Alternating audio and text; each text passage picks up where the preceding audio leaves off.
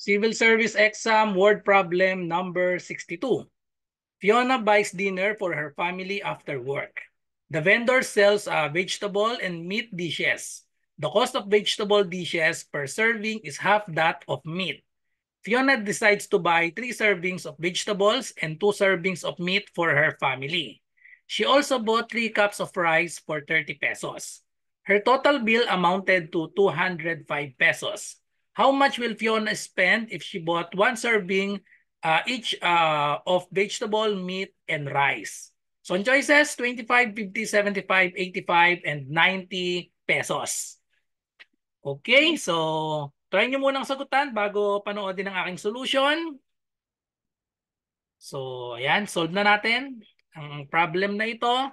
So, ang question na ito ay, or ang problem na ito ay gagamit tayo ng system of equations dito. Magkakaroon tayo ng dalawang equations para masagutan ito. Okay, so isa-isahin natin. Ang sabi dito, the vendor sells vegetables and meat dishes.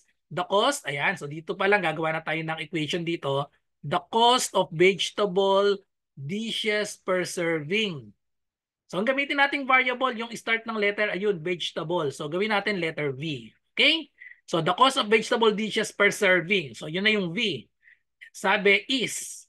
Is, ibig sabihin, equal sign. So V is equal to half that of meat. So gawin nating variable naman para dito sa meat ay letter M. Half that of meat. So ibig sabihin, 1/2 of M. Or para mas madali, M over 2 na lang.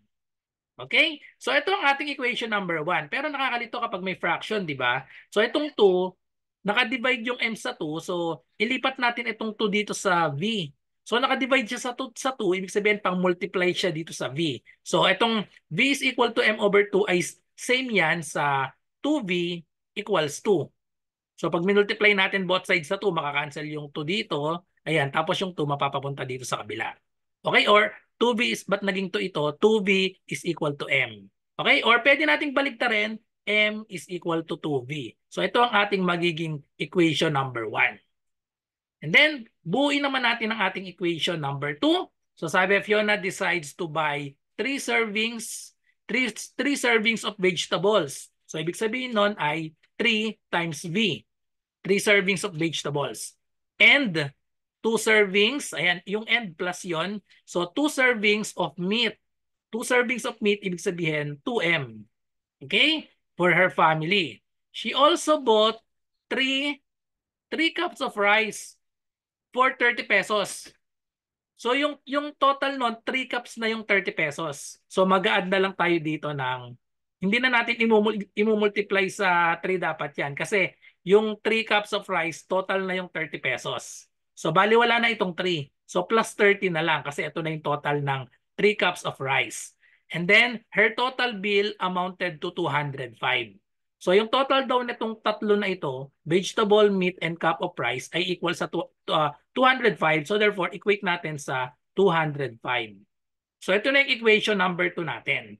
Pero pwede pa natin i-simplify kasi may 30 dito sa left side, may 205 sa right side, parehas number lang. So ilipat natin itong 30 sa kabilang side. So subtract lang tayo ng 30 to both sides. So therefore, ito ang equation 2 natin. We have 3V plus 2M is equal to 205 minus 30.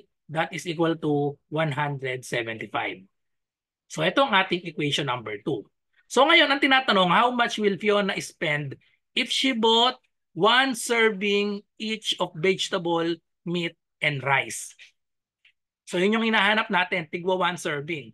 1 serving ng meat, plus 1 serving ng vegetable, plus 1 serving ng rice. So yan yung ating hinahanap, yung kailangan nating isolve.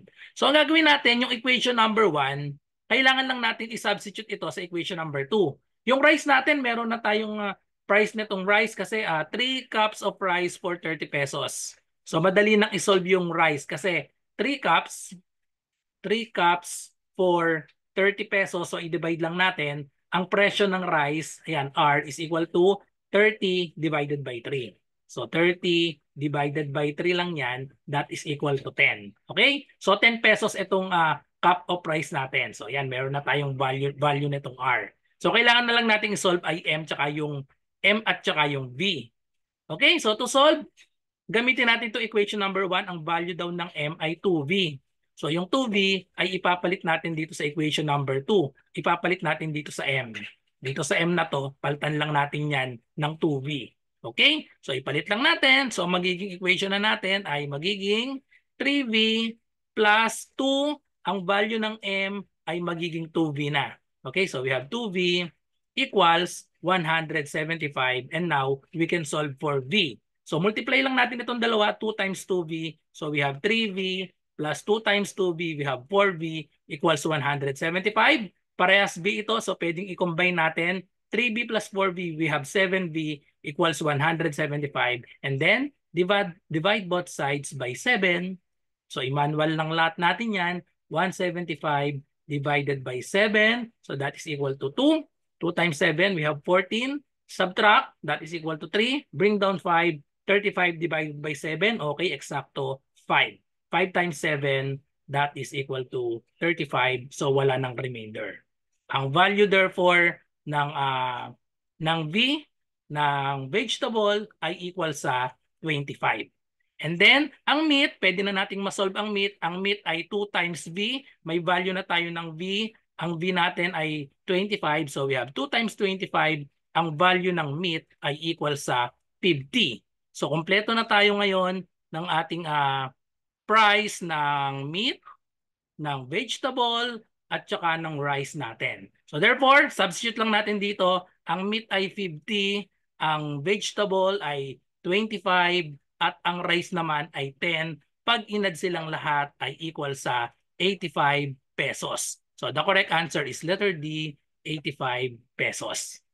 Okay, so that's it. So thank you for watching. I hope nagustuhan niyo explanation ko para sa problem na ito. At kung meron kayong math question, ay i-comment nyo lang dito sa aking channel or i-PM nyo ako sa aking Facebook or Messenger, RJ Enseñado. So good luck sa lahat na nagre-review. Bye-bye and God bless.